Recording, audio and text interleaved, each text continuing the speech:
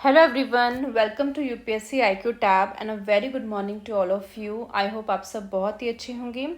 हम पंचायती राज वाला चैप्टर को फर्दर कंटिन्यू करते हैं और आज की वीडियो में बेसिकली ये चैप्टर आपका पूरा फिनिश हो जाएगा।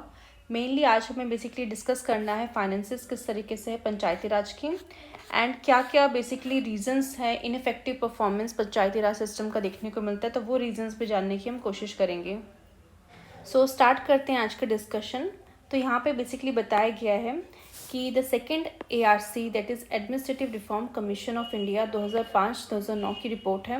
Has summarise the sources of revenue of panchayati Raj institution and their financial problems in the following way. मतलब यहाँ पे आपको देखने को मिलेगा कि जो सेकेंड ARC हुई थी 2005-9 में, उन्होंने किस तरीके से जो रेवेन्यू के सोर्सेज है पंचायती राज को वो कहीं ना कहीं समराइज किया हुआ है एंड क्या क्या प्रॉब्लम्स जो है फाइनेंशियल प्रॉब्लम्स अभी के टाइम पे जो पंचायती राज फेस कर रही है वो कहीं ना कहीं यहाँ पे बताया गया है।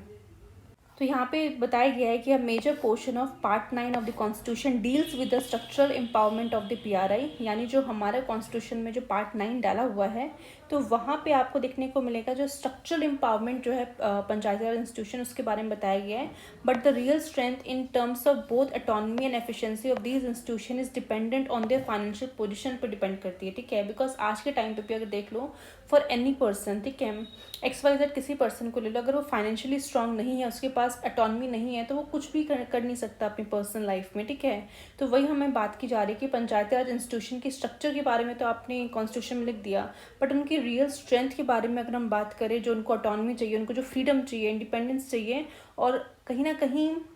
कह सकते हैं एफिशिएंसी जो लानी है उनको अपने इंस्टीट्यूशन से, वो तभी आ सकती है जब वो फाइनेंशियली पोजीशन उनकी काफ़ी ज़्यादा स्ट्रांग हो, including their capacity to generate own resources. बहुत ज़्यादा इंपॉर्टेंट है कि खुद से वो अपने सोर्सेज को जनरेट कर सकें। In general panchayat in our country receive fund in the following way. वो किस तरीके से जो है फंड्स को रिसीव करती है वो हम तरीके देख लेते हैं।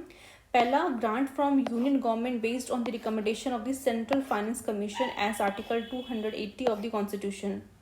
यानी कि आपको देखने को मिलेगा हमारे कॉन्स्टिट्यूशन में जो आर्टिकल 280 है, जहाँ पे आपका जो सेंट्रल फाइनेंस कमीशन है वो किस तरीके से जो है यूनियन गवर्नमेंट की ग्रांट्स जो है दी जाएगी पंचायत को, उसके बारे में यहाँ पे बताया हुआ है। क्योंकि देखो यूनियन गवर्नमेंट भी कुछ ना कुछ जो है ग्रांट्स देती है सो दैट पंचायत जो है वर्क कर सके, तो वो कहीं ना कहीं रिकमेंड किया जाता है सेंट्रल फाइनेंस कमीशन के द्वारा एज पर आर्टिकल 218। सेकेंड यहाँ पे बात की जा रही है devolution from the state government based on the recommendation of a state finance commission as per article 243I। यानी कि हमारे कॉन्स्टिट्यूशन के अंदर जो आर्टिकल नंबर 243I है वो बताता है किस तरीके से स्टेट फाइनेंस कमीशन अपनी रिकमेंडेशन देता है। उस रिकमेंडेशन के बेसिस पे जो आपकी स्टेट गवर्नमेंट है वो डेवोल्यूशन करती है फंड्स का, यानी वो भी जो है फंड्स ट्रांसफर करती है पंचायती राज को। थर्ड है loans and grant from the state government से भी कुछ लोन्स मिल जाते हैं अगर उनको चाहिए, कुछ ग्रांट्स मिल जाती हैं। देन बोला गया था program specific allocation under centrally sponsored schemes and additional central assistance. ठीक है, अब आपको देखने को मिलेगा कि ज़्यादातर जो पैसा आता है ना वो आपको देखने को मिलेगा कि प्रोग्राम स्पेसिफिक एलोकेशंस किया जाता है उस फंड का। फॉर एग्जांपल अगर सेंटर जो है कुछ भी पैसा दे रही है पंचायती राज को, वो अगर मान लो कोई स्कीम है जो देखने को मिलेगा सेंट्रली स्पॉन्सर्ड स्कीम, वहाँ पे क्या होता है कि सेंटर उसको स्पॉन्सर कर रहा है, तो सेंटर की तरफ से जो है फंड का पैसा जाता है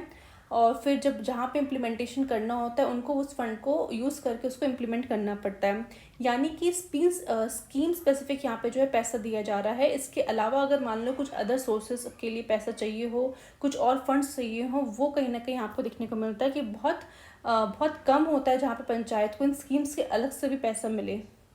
सिमिलरली अगर आपको देखो स्टेट गवर्नमेंट है, अगर स्टेट गवर्नमेंट भी कुछ फंड्स दे रही है तो ज़्यादातर आपको देखने को मिलेगा कि स्टेट गवर्नमेंट कुछ स्कीम्स निकाल रही हैं उन स्कीम्स के इम्प्लीमेंटेशन के लिए कि भाई विलेज लेवल पे इम्प्लीमेंट करना है, डिस्ट्रिक्ट लेवल पे इम्प्लीमेंट करना है, तो वो उसके लिए फ़ंड देगी। अगर मान लो विलेज लेवल पे कुछ मान लो रोड कंस्ट्रक्ट करनी है, अगर विलेजर्स को, यानी वहाँ पे जो आप कह सकते ग्राम सभा है, वहाँ पे जो पंचायत अगर उनको फंड्स चाहिए तो बहुत रेयरली मतलब होता है ना, डिफ़िकल्टी होती है उनको उन फंड्स को जनरेट करने के लिए। उन्हें ब्लॉक ऑफिस आना पड़ता है, जो आपके डिस्ट्रिक्ट ऑफिस आना पड़ता है बार बार कि भाई फंड्स चाहिए, हमें फंड्स चाहिए, तो वहाँ पे आपको देखने को मिलेगा कितनी ज़्यादा प्रॉब्लम उन्हें फेस करनी पड़ती है। तो जो थोड़ा बहुत पैसा उनको फंड आ रहा है ना, वो अगेन किस चीज़ के लिए आ रहा है, क्योंकि वहाँ पे जो स्कीम्स चला रही हैं, भले सेंट्रल गवर्नमेंट चला रही हो या फिर स्टेट गवर्नमेंट चला रही हो, उन स्कीम को इम्प्लीमेंट करने के लिए वो फंड्स देती हैं।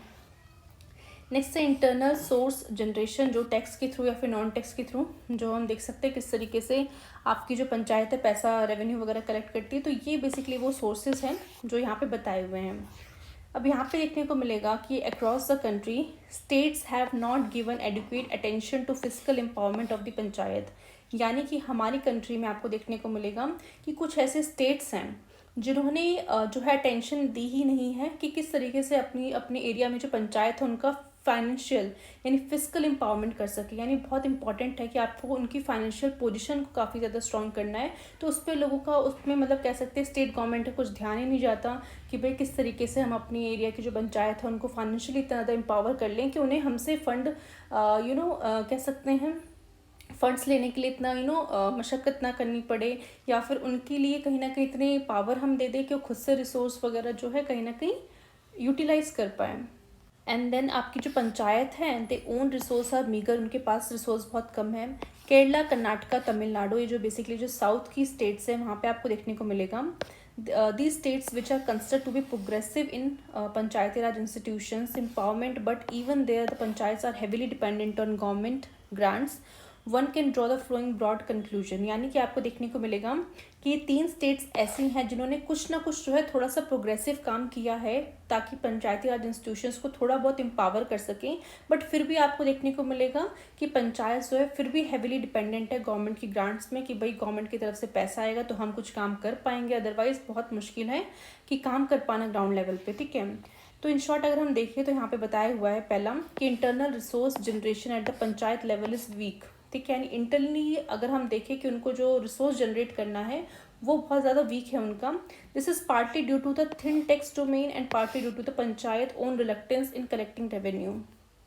यानी कि आपको देखने को मिलेगा कि जो बहुत इंपॉर्टेंट होता है कि आपका टैक्स का डोमेन जो है काफ़ी ज़्यादा ब्रॉड हो, बिकॉज ताकि अगर टैक्स देने वाले लोग जितने ज़्यादा होंगे ना उतना अच्छा रेवेन्यू आप कलेक्ट कर पाओगे। बट क्योंकि वो कह सकते हैं ना कि इंटरनली जब उनको पैसा जनरेट करना पड़ रहा है, जो रिसोर्सेज को जनरेट करना पड़ रहा है, उसके लिए उनके लिए टैक्स डोमेन जो है कहीं ना कहीं बहुत ज़्यादा थिन होने की वजह से वो जनरेट नहीं कर पा रहे हैं। और दूसरा हम कह सकते हैं कि वो रिलेक्टेंस फील करती हैं, बिकॉज आप खुद सोचो कि जो पंचायत है ग्राउंड लेवल पे वहाँ पे जो लोग हैं उन्हीं के द्वारा जो कुछ लोग सेलेक्ट हुए हैं और वो बेसिकली पंच बन गए हैं, और वो अपने ही लोगों से जब टैक्स वसूलने की बात आती है तो हर एक पर्सन जो है रिलेक्टेंस फील करता है, बिकॉज कहीं ना कहीं उनके आस पड़ोस के लोग हैं वो किस तरीके से उनसे बोले कि हाँ भाई हमें रोड डेवलप करनी है, कुछ पैसे दो। कोई पर्सन अपनी कोई फाइनेंशियल कंडीशन के बारे में बताएगा, कोई कुछ बताएगा। तो इस तरीके से ना वो लोग भी फ्री हैंडली मतलब बेसिकली पैसा ले नहीं पाते लोगों से।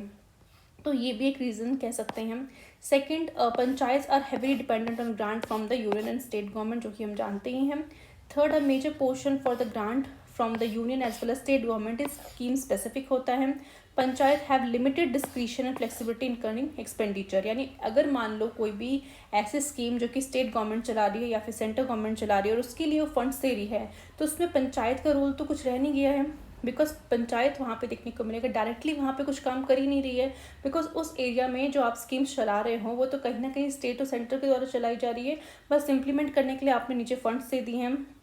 तो वहाँ पे कुछ डिस्क्रिशन आता ही नहीं है, बहुत लिमिटेड डिस्क्रिशन है पंचायत का। और जो फ्लेक्सिबिलिटी है कुछ एक्सपेंडिचर खर्च करने की वो भी उतनी नहीं है, बिकॉज देखो स्टेट गवर्नमेंट और सेंट्रल गवर्नमेंट एक मतलब कह सकते हैं ना बेसिकली अगर पैसा दे रही है तो ये भी देखेगी कल को सोशल ऑडिटिंग करवाएगी उस पैसे की, भाई ये जो पैसा हमने दिया है आपने किस किस पर्टिकुलर एरिया में खर्च किया, जो वहाँ पे बेनिफिशरीज थे क्या उन तक वो पैसा पहुँचा है नहीं। तो वो सब चीज़ें देखने को मिलेगा, कहीं ना कहीं उनको मतलब कह सकते हैं पंचायत को जो है फ्री हैंड मिल नहीं पाता कि वो उन पैसों को कहीं और या फिर किसी और चीज़ के लिए भी यूज़ करें, बिकॉज जो चीज़ें देखो पैसा जिस चीज़ के लिए अलॉट हुआ है आपको उसी एरिया में या फिर उस पर्टिकुलर चीज़ों पे ही खर्च करना पड़ेगा।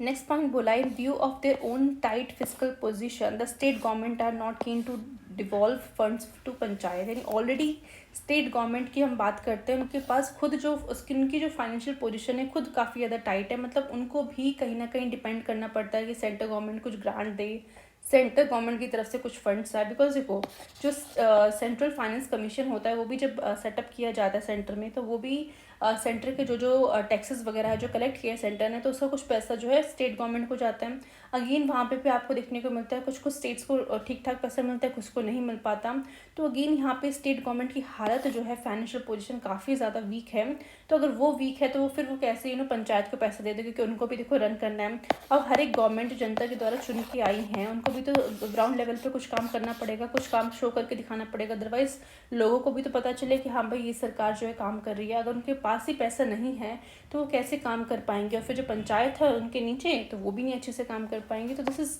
Big issue. नेक्स्ट पॉइंट है, in most of the critical 11th schedule matters आपको देखने को मिलेंगे। जो 11th शेड्यूल में हमने देखा था 29 आइटम्स आते हैं, उनमें से जो क्रिटिकल आइटम्स है, जैसे कि आपका हो गया प्राइमरी एजुकेशन, हो गया हेल्थ केयर, हो गया वाटर सप्लाई है, सैनिटेशन है, माइनर इरिगेशन वर्क है। तो ये सब जो है आपको देखने को मिलेगा स्टेट गवर्नमेंट जो है कहीं ना कहीं इन सब फंक्शंस के ऊपर काम कर रही है। मतलब डायरेक्टली यहाँ पे जो पंचायत है उनका रोल तो यहाँ पे लिमिट ही हो गया। मतलब इन एरिया में ऑलरेडी स्टेट गवर्नमेंट्स प्लान्स बना रही हैं, उनको इम्प्लीमेंट करने के लिए फंड्स दे रही हैं। तो यहाँ पे देखने को मिलेगा कि the state government which is directly responsible for the implementation of this program and hence expenditure, यानी जो भी वहाँ पे पैसा खर्च होगा, जो भी प्रोग्राम्स को बनाने की बात की जा रही है, उसको इम्प्लीमेंटेशन करने की बारी, वो तो पूरा स्टेट गवर्नमेंट ही ले जा रही है। तो वहाँ पे आप देख सकते हो फिर पंचायत के पास एरिया कौन सा बच जाएगा, मतलब किस एरिया में वो काम करेंगे ना। फिर मोस्ट ऑफ द जो इंपॉर्टेंट क्रिटिकल इश्यूज थे, जो एरियाज थे, वो आपने अपने अंडर ले लिए हैं। और यहाँ पे कहीं ना कहीं जो कह सकते हैं जिन एरियाज में बेसिकली पंचायत को काम करना चाहिए वो वहाँ पे काम नहीं कर पा रहे हैं। नेक्स्ट है, overall situation has been created where panchayat have responsibility but grossly inadequate resources. ठीक है, मतलब मेन चीज़ ये है कि ओवरऑल सिचुएशन रिस्पॉन्सिबिलिटी आपने दे रखी है, बट वही है रिस्पॉन्सिबिलिटी को पूरा करने के लिए, उन चीज़ों को इम्प्लीमेंट करवाने के लिए उनके पास कुछ रिसोर्सेज ही नहीं है। तो कैसे वो काम करें, है ना। बिकॉज बहुत इंपॉर्टेंट है कि ये फाइनेंशियली इतने स्ट्रांग हो कि आप उन सब चीज़ों पे काम कर सकें।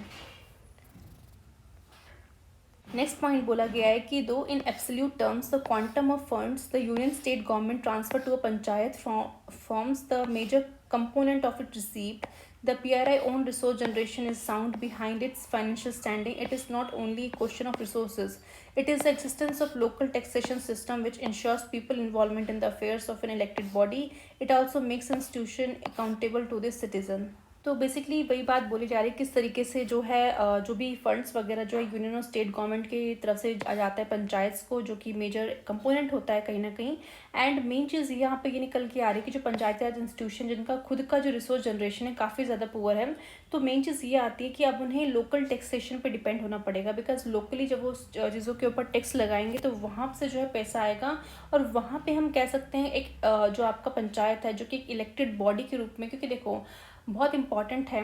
कि आप जब लोकल एरिया में आप काम कर रहे हो तो लोकल्स को भी पता होना चाहिए कि आप किस तरीके से काम कर रहे हो। अगर मान लो आप लोकल एरियाज़ में कुछ भी, जैसे मान लो रोड कंस्ट्रक्ट करवानी है या फिर मैनेजमेंट करवाना है, तो आप वहाँ पे टैक्स लगा रहे हो, तो लोगों का पैसा है वो, तो कल को लोग जो है क्वेश्चंस कर सकते हैं आपको कि हमारा जो पैसा आपने इस पर्टिकुलर प्रोग्राम के लिए लिया था, क्या वो सही जगह पर यूज़ हुआ है नहीं हुआ। तो इस तरीके से अगर आप लोकल टैक्सेशन को कहीं ना कहीं बहुत ज़्यादा इम्फेसाइज करोगे, उसको बढ़ावा दोगे, तो ये कहीं ना कहीं वो जो उसका मेन रोल था एज ए इलेक्टेड बॉडी, वो कहीं ना कहीं वो अच्छे से इसको कर पाएगी। और it makes the institution accountable to its citizen, यानी जो भी सिटीजन्स वहाँ पे हैं, जो भी विलेज लेवल पे, डिस्ट्रिक्ट लेवल पे जो भी सिटीजन्स हैं, वो कहीं ना कहीं वो जो इलेक्टेड बॉडी है वो अकाउंटेबल रहेगी। बिकॉज अगर सिटीजन्स कुछ भी क्वेश्चन पूछते हैं तो वो आंसरेबल होंगे कि हाँ इन चीज़ों के लिए हमने काम किया है। ठीक है, in terms own resource collection, the gram panchayat are comparatively in a better position because they have a tax domain of their own, while the other two tiers are dependently only tolls, fees, non-tax revenue for generating internal resources। ठीक है, अगर अब हम बात करें hierarchy की, यानी आपका डिस्ट्रिक्ट लेवल है, ब्लॉक लेवल है और आपका विलेज लेवल है, तो यहाँ पे बात की जा रही है कि जो ग्राम पंचायत यानी विलेज में जो ग्राम पंचायत होती है उनके पास बेटर पोजीशन है, उनके पास बेटर कह सकते हैं रिसोर्सेज जिनके ऊपर वो टैक्स लगा सकते हैं। उनका जो टैक्स लगाने का जो डोमेन है वो काफ़ी ज़्यादा अच्छा है एज़ कम्पेयर टू जो डिस्ट्रिक्ट और ब्लॉक लेवल की बात करें। यानी डिस्ट्रिक्ट और ब्लॉक लेवल पे मेनली सिर्फ आपको देखने को मिलेगा कुछ टोल्स, फीस और नॉन टैक्स के ऊपर ही वो टैक्स लगा सकते हैं, जबकि जो आपका ग्राम पंचायत है उनके पास जो टैक्स का डोमेन है वो काफ़ी ज़्यादा अच्छा है। अलग अलग तरीक़ों से वो अलग अलग चीज़ों के ऊपर वो टैक्स लगा सकते हैं। State Panchayati Raj acts have given most of the taxation power to the village panchayat, यानी जो स्टेट पंचायती राज है उन्होंने मतलब स्टेट की पंचायती राज का जो एक्ट है जिन्होंने वहाँ पे कानून वगैरह बनाया, उसमें आपको देखने को मिलेगा किस तरीके से जो विलेज पंचायत है उनको ज़्यादा से ज़्यादा टैक्सेशन पावर दी गई है। द रेवेन्यू डोमेन जो है इंटरमीडिएट और डिस्ट्रिक्ट पंचायत का, उनका जो रेवेन्यू डोमेन है both tax as well as non tax की बात करें तो वो काफ़ी ज़्यादा छोटा है एज़ कम्पेयर टू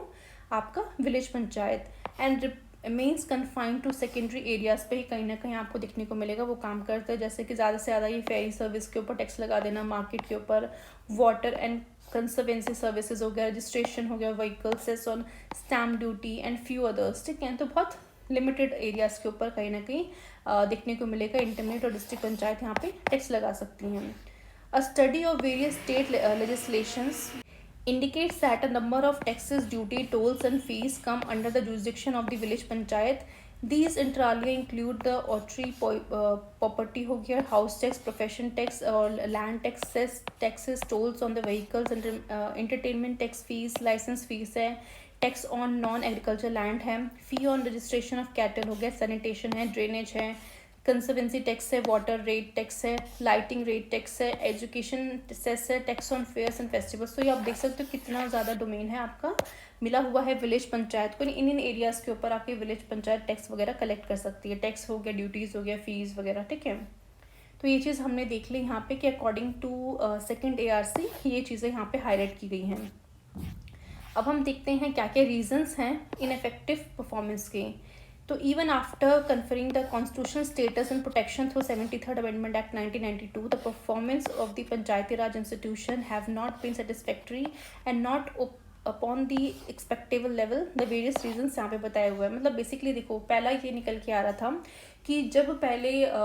आपकी पंचायती राज इंस्टीट्यूशन अच्छे से काम नहीं कर पा रही थी, तो लोगों ने जितनी भी कमिटीज़ बनी थी आपको देखने को मिलेगा उनका एक ही चीज़ था कि भाई कॉन्स्टिट्यूशन स्टेटस दे दो। स्टेटस देने से क्या होगा, थोड़ा सा उनको फर्दर हम उसको स्ट्रेंथन कर सकते हैं। स्टेट के पास जो है उनकी विल पावर नहीं रहेगी, उन्हें ये चीज़ करना ही पड़ेगा, ऑब्लिगेटरी हो जाएगा। तो अब ये देखा गया कि कॉन्स्टिट्यूशन स्टेटस भी दे दिया है, प्रोटेक्शन भी जो है कहीं ना कहीं वहाँ पे मिल रही है 73rd अमेंडमेंट एक्ट के थ्रू, फिर भी पंचायती राज का परफॉर्मेंस जो है उतना सेटिस्फैक्ट्री नहीं है जो हम इमेजिन कर रहे थे कि जिस लेवल पे वो काम कर सकती हैं।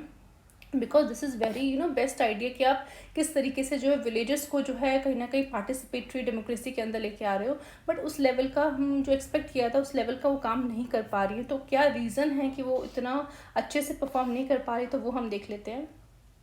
सबसे पहला रीज़न बताया हुआ है लैक ऑफ एडिक्वेट डिवोल्यूशन नहीं हुआ, यानी many state have not taken adequate step to devolve 3F। 3F basically क्या है, function, funds and functionaries to the PRIs to enable them to discharge their constitutionally stipulated function. यानी कि हमारे जो Panchayati Raj institutions हैं उनको ना ही फंक्शंस दिए गए हैं अच्छे तरीके से ताकि वो उन फंक्शंस को परफॉर्म कर सके, ना ही उनको उन फंक्शंस को परफॉर्म करने के लिए उनके हाथ में पैसा दिया गया, ना ही फंक्शनरीज प्रोवाइड की गई हैं, यानी जो स्टाफ वगैरह कहते हैं ना वो भी प्रोवाइडेड नहीं है। And further, it is imperative that the PRIs have resources to match the responsibility entrusted to them. While state finance commissions have submitted their recommendations, not many few states have implemented these or taken steps to ensure that the fiscal viability of PRI. यानी again वही चीज़ बात बोली जा रही है कि देखो state government को पता है कि फिजिकल एम्पावरमेंट करना पंचायती राज इंस्टीट्यूशन में कितना ज़्यादा इंपॉर्टेंट है, बट अगेन यहाँ पे देखने को मिलेगा कि हर बार स्टेट फाइनेंस कमीशन को बनाया जाता है, हर बार वो अपनी रिकमेंडेशंस देता है, हर बार वो एक ही चीज़ पॉइंट आउट करता है कि भाई उनको फिजिकल एम्पावरमेंट करो, उनको पैसा दो, बट यहाँ पे जो है देखने को मिला कुछ ऐसी स्टेट्स है जो इन स्टेप्स को कंसिडर ही नहीं करती, उन पर जो है कह सकते एक्शन ही नहीं लेती हैं, ठीक है। तो यहाँ पे ये चीज़ आपको देखने को मिल रही है। तो यहाँ पे आपको देखने को मिलेगा, अगर हम बात करें फंक्शंस की, तो basically these are the roles and responsibilities and task हैं that needed to be carried out at a local level. For example managing local infrastructure को मैनेज करना हो गया इसमें, या फिर हेल्थ सर्विस हो गया, एजुकेशन वगैरह हो गया। फंड्स की अगर हम बात करें तो फाइनेंशियल रिसोर्सेज एलोकेटेड जो किए जाते हैं लोकल बॉडीज़ को,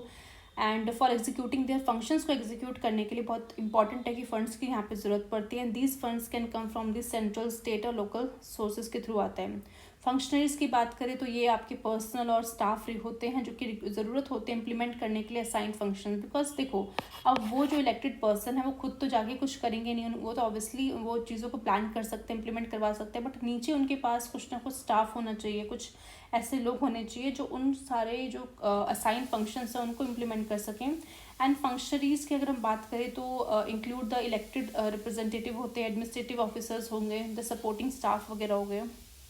जब भी हम बात यहाँ पे करते हैं डिवोल्यूशन की, तो अगेन यहाँ पे आपको ये चीज़ समझना पड़ेगा, this means transferring these 3F, यानी ये फंक्शन फंड्स और फंक्शंस का यहाँ पे ट्रांसफ़र होना चाहिए from higher level of government, यानी स्टेट गवर्नमेंट्स के थ्रू ये ट्रांसफ़र होना चाहिए लोकल बॉडीज़ पे, यानी पंचायती राज इंस्टीट्यूशन में। एंड ये कहीं ना कहीं एम्पावर करेगी लोकल इंस्टीट्यूशन को to make decisions and carry out their responsibility effectively. और इस चीज़ पे हमें गौर देना पड़ेगा कि डिस्पाइट कॉन्स्टिट्यूशन प्रोविजंस यहाँ पे देखने को मिलेंगे, पर जो प्रोग्रेस है इस डिवोल्यूशन की, यानी जो स्टेट गवर्नमेंट से जो पंचायती राज में जो यहाँ पे ट्रांसफ़र करने की बात की जा रही है, वो अभी भी अनइवन है अक्रॉस द स्टेट्स। अब फॉर एग्जांपल के लिए अगर हम देखें तो मान लो एक रूरल विलेज है जहाँ पे पंचायत को असाइन किया गया है फंक्शन कि आपको बेसिकली मेंटेन करना है लोकल रोड को, सैनिटेशन कुछ फैसिलिटीज़ है इनको आपको मेंटेन करना है, ये उनको एज अ फंक्शन दिया गया है। तो यहाँ पे उनका फंक्शन मेनली आप क्या देख सकते हो, क्या हो सकता है कि पंचायत यहाँ पे शुड ओवरसी करे, क्या रोड को रिपेयर करे, जो वेस्ट मैनेजमेंट है उस पर ध्यान दे, सैनिटेशन पे ध्यान दे। अब ये तो उसके फंक्शन हो गए इस पर्टिकुलर चीज़ को करने के। अब हम फंड की बात करें तो ideally the panchayat should receive adequate fund to carry out these task को करने के लिए। फंक्शनरीज यहाँ पे आपके जो है स्किल्ड स्टाफ हो गया, बिकॉज ये सब करने के लिए अगर आपको रोड को रिपेयर करवाना है, वेस्ट मैनेजमेंट करवाना है, सैनिटेशन पे ध्यान देना, तो बहुत इंपॉर्टेंट है कि आपके पास स्किल्ड स्टाफ होने चाहिए, कुछ इंजीनियर्स होने चाहिए, सैनिटेशन वर्कर्स होने चाहिए जो इन फंक्शंस को हेल्प करे, मतलब फंक्शंस को करने में आपकी हेल्प करेंगे। बट चैलेंजेस यहाँ पे क्या आ रहा है कि इनसफिशिएंट फंक्शंस हैं, यानी some states devolve only a fraction of listed functions दे रखे हैं उन्होंने पंचायती राज इंस्टीट्यूशन को, ठीक है, यानी कुछ ही एरियाज़ में आपकी पंचायती राज इंस्टीट्यूशन यहाँ पे काम कर सकती है, बाकी जो मेजर क्रिटिकल एरियाज़ है वो अभी भी स्टेट गवर्नमेंट ने अपने पास रख रखे, जिनके ऊपर वो खुद से जो है प्रोजेक्ट लेके आती है, खुद से उसका पैसा जो है अलॉट करती है। एंड फंडिंग गैप आपको देखने को मिलेगा, ये भी काफ़ी ज़्यादा चैलेंज है कि जो पंचायती राज इंस्टीट्यूशन है they often rely heavily on the grant from higher institution पे, हायर अथॉरिटीज से बेसिकली डिपेंडेंट है, और उनकी जो फाइनेंशियल ऑटोनॉमी है वो काफ़ी ज़्यादा कम है, और वो काफ़ी ज़्यादा स्ट्रगल कर रहे हैं, hire and retain qualified functionaries उनके पास नहीं है। तो इन सब चीज़ों से ये तो हमें पता चल गया कि if the panchayat lakhs fund, उनके पास अगर फंड की कमी होगी, स्किल्ड पर्सनल की कमी होगी, तो जो रोड मेंटेनेंस और सैनिटेशन जो है, ये जो प्रोग्राम आप चला रहे हो वो सफ़र करेगा, और वो सफ़र करेगा जो आपके लोकल लेवल पे जो लोग बैठे हुए हैं वो सोचो कितना प्रॉब्लम फेस करेंगे, बिकॉज उन्होंने पता है कि उन्होंने अपने अपने इलेक्टेड रिप्रेजेंटेटिव पंचायत में भेज रखे हैं, और उनका ये कंसर्न है कि भाई आप यहाँ पे रोड क्यों नहीं ठीक कर रहे हो, ये सैनिटेशन का प्रोग्राम क्यों नहीं चला रहा। अब उनको कैसे पता चले कि जो वहाँ पे जो इलेक्टेड लोग बैठे हुए हैं उनके पास खुद इतनी पावर नहीं है उस चीज़, उनके पास फंड का कितना प्रॉब्लम है, ठीक है। तो ये जो डेवल्यूशन गैप हो रहा है ना, ये जो कहीं ना कहीं आपको देखने को मिलेगा, ये हिंडर कर रहा है इफेक्टिव गवर्नेंस को, वो कहीं ना कहीं यहाँ पे सफ़र कर रही है। अगर हम बात करें इसके सोल्यूशन की कि क्या होना चाहिए था, अगर ये मतलब इसको अगर हम बेटर कर सकते हैं, तो यही चीज़ है कि पहला आपका ड्यूटी बनती है स्टेट्स की कि वो क्लियरली डिफाइन करे क्या क्या फंक्शंस हैं, और मैप करे कि भाई इन चीज़ों के ऊपर जो है पंचायती राज इंस्टीट्यूशन ही काम करेगी, सो दैट उन्हें भी पता चल जाए, and this ensure clarity and accountability भी रहेगी पंचायती राज इंस्टीट्यूशन के ऊपर। नेक्स्ट आपका जो फंड्स है should match the functions and be flexible, यानी ऐसे आपके जो फंक्शंस जो है आपने पंचायती राज इंस्टीट्यूशन को दे दिए करने के लिए कि बस इस एरिया पे आपको काम करना है, तो उस हिसाब से आप फंड भी दीजिए ना, तो मैच होना चाहिए, फ्लेक्सिबिलिटी होनी चाहिए। And Panchayati Raj institution need the revenue resource beyond grants, के अलावा उसको इस चीज़ों की भी ज़रूरत है, एंड उनको कहीं ना कहीं हायरिंग में हेल्प करो, ठीक है, सो दैट उनके पास अच्छे पर्सनल हो, स्टाफ हो जो उनकी हेल्प कर सके, कुछ एक्सपर्टीज़ की अगर उन्हें ज़रूरत है तो वो चीज़ें उनको अवेलेबल हो, और रेगुलर असेसमेंट होना चाहिए डेवोल्यूशन प्रोसेस का। दिस इज़ वेरी इंपॉर्टेंट कि एक बार अगर आपने थियोरेटिकली बोल दिया बट ऑन ग्राउंड आप देख रहे हो किस तरह से उन्हें मिला नहीं है, तो वो कहीं ना कहीं सही नहीं होगा। नेक्स्ट यहाँ पे प्रॉब्लम बताई गई है एक्सेसिव कंट्रोल बाय ब्यूरोक्रेसी, यानी in some state the gram panchayat have been place in a position of subordination, एकदम कहीं ना कहीं उनको सबॉर्डिनेट कर दिया गया है। Hence the gram panchayat sarpanch have to spend extraordinary amount of time visiting the block offices for fund and for technical approval, यानी यहाँ पे देखने को मिलेगा कि ग्राम पंचायत के जो सरपंच है उनका मेन काम क्या था कि भाई वहाँ पे बैठे और लोगों की प्रॉब्लम को सॉल्व करे, प्रोग्राम्स बनाए। बट यहाँ पे उनको उन प्रोग्राम्स को चलाने के लिए जो फंड मांगना पड़ रहा है, उसके सोचो कितना टाइम उनका वेस्ट हो रहा है कि उन्हें पहले ऑफिस के धक्के खाने पड़ रहे हैं, उनके लिए फंड्स के लिए अप्रूवल लेना पड़ रहा है, टेक्निकल अप्रूवल लेना पड़ रहा है। And these interaction with the block staff office distort the role of sarpanch as elected representative का जो उनका जो मेन रोल होता वो कहीं ना कहीं यहाँ पे डिस्टॉर्ट होता हुआ नजर आ रहा है। यानी कि हम कह सकते हैं कि अगर बात की जाए यहाँ पे टेक्निकल अप्रूवल्स की, तो क्या होता है कई बार कि आपको टेक्निकल अप्रूवल लेना पड़ता है। कुछ ऐसे इंफ्रास्ट्रक्चर प्रोजेक्ट होते हैं जैसे रोड्स वगैरह है, स्कूल्स है, सैनिटेशन फैसिलिटीज़ हैं, तो उसके लिए बहुत इंपॉर्टेंट हो जाता है कि आप बार बार ब्लॉक स्टाफ जो है कहीं ना कहीं उनसे इंटरेक्शन करो। बट अगर ये सारी चीज़ें जो है कहीं ना कहीं हैम्पर कर रही है, डिस्टॉर्ट कर रही हैं जो एज अ रोल है सरपंच का, as a elected representative of the village, instead of focusing on community need. यानी उनका मेन काम क्या था कि जो कम्युनिटीज़ जो है वहाँ पे उनकी जो ज़रूरत है उन पर फोकस करें एंड लोकल गवर्नेंस में उनका ध्यान जो है ज़्यादा से ज़्यादा रहे। बट सरपंच यहाँ पे क्या हो रहा है, they may be entangled administrative procedure के बीच में फंस जा रहा है। एंड देयर प्राइमरी ड्यूटी जो थी टू एडवोकेट करना for the welfare of the villagers that gets overshadowed by bureaucratic hurdles की वजह से ये सारी चीज़ें जो है कहीं ना कहीं दब जा रही हैं।